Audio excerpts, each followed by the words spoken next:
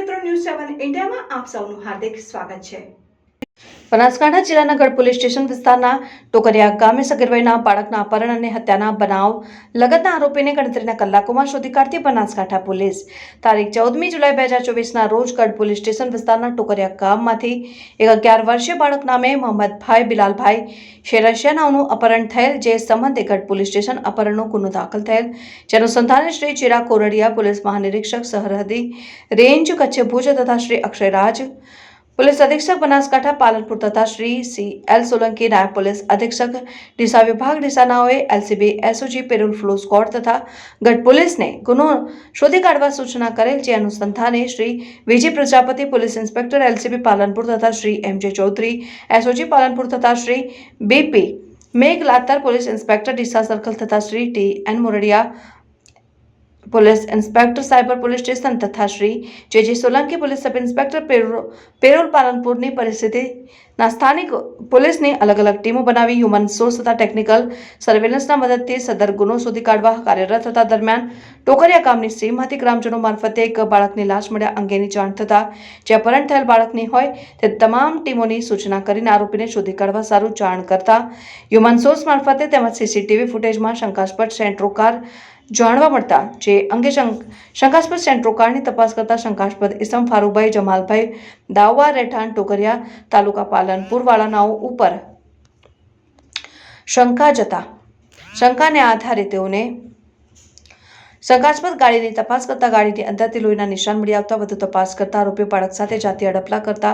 સારું ટાંકરિયા ગામથી અપહરણ કરી ટોકરિયા ગામની સીમાવાળા જગ્યાએ લાવી બાળક સાથે અડપલા કરતા બાળકે વિરોધ કરી પોતાના ઘરે કહી દેવાનું જણાવતા પોતાના કૃત્ય બાબતે ગામમાં જાણ થઈ જશે તેવા ડરથી બાળકને હત્યા કરીને અવાવરૂ જગ્યાએ નાખી દઈ પોતાના ઘરે જતો રહેલની હકીકત જણાવેલ હોય મજકૂર આરોપીએ પુરાવા આધારે અટક કરી કાયદેસરની કાર્યવાહી હાથ ધરવામાં આવેલ।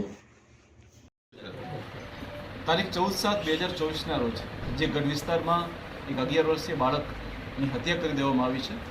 ત્યારબાદ તેમાંથી પોલીસ દ્વારા જે છે એક નવી પહેલ બનાસકાંઠા પોલીસ દ્વારા શરૂ કરવામાં આવી છે। પોલીસ દ્વારા એવું ઓબ્ઝર્વ કરવામાં આવ્યું છે કે આપણા બનાસકાંઠા જિલ્લામાં ઘણા એવા ફેમિલી હોય છે કે આઈધર એના માતાએ આઈધર એના પિતા દ્વારા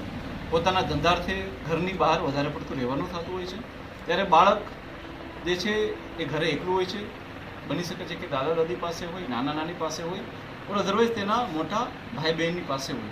આવા સંજોગોમાં 18 વર્ષથી નીચેનું બાળક જે છે એ આજના સંજોગોમાં ખૂબ જ વલ્નરેબલ બની જતું હોય છે। આપણા આખા ગુજરાત પોલીસ દ્વારા 60 વર્ષથી ઉપરના સિટીઝનનું એક રજિસ્ટ્રેશન કરાવવામાં આવે છે। અમે બનાસકાંઠામાં એવું નક્કી કર્યું છે કે જેટલા બી આવા ફેમિલી હશે કે જેના માતા કે પિતા અથવા તો બંને જણા ધંધાર્થે વધારે બહાર રહેતા હશે, તેનું પોલીસ સ્ટેશનમાં અને જે નાની અમારી ચોકીઓ છે કે OPP છે ત્યાં રજિસ્ટ્રેશન કરવામાં આવશે અને એ બાળકની પાસે પોલીસ મહિનામાં વારંવાર કે અવારનવાર જ્યારે બી સમય મળશે ત્યારે પોલીસ ત્યાં જશે, એને ગુડ ટચ અને બેડ ટચ શું છે તેના માટે બી સેમિનાર કરવામાં આવશે અને સાથે સાથે એક સમાજમાં બી સંદેશો જશે કે આવા કોઈ પણ બાળકો હશે એ એકલા નથી। બનાસકાંઠા પોલીસ હર હંમેશા એ લોકોની સારસંભાળ રહેવા માટે છે અને જેથી કરીને બાળકોને કોઈ પણ આવી વસ્તુ હોય કે જે ઘરે ના કહી શકતા હોય અને મૂંઝાતા હોય એ બાળકનું સમાધાન બી થઈ શકે અને એને આવી કરાણ અંજામથી બચાવી બી શકાય। હું આપ સર્વને મીડિયાના માધ્યમથી અનુરોધ કરવા માગું છું કે આ વિડીયોને વધારે શેર કરી અને લોકો સુધી પહોંચાડવામાં આવે કે જો આપ ધંધાથી વધારે બહાર રહો છો, બાળક એકલું છે, નાનું છે, અમારા લોકલ પોલીસ સ્ટેશનનો કોન્ટેક્ટ કરો, અમારા લોકલ ચોકી ઇન્ચાર્જનો કોન્ટેક્ટ કરો, એ અવારનવાર તમારા ઘરની મુલાકાત લેશે અને અમારાથી શક્ય એટલું બાળકોની રક્ષા માટે અમે લોકો પ્રયત્ન કરીશું। Thank you.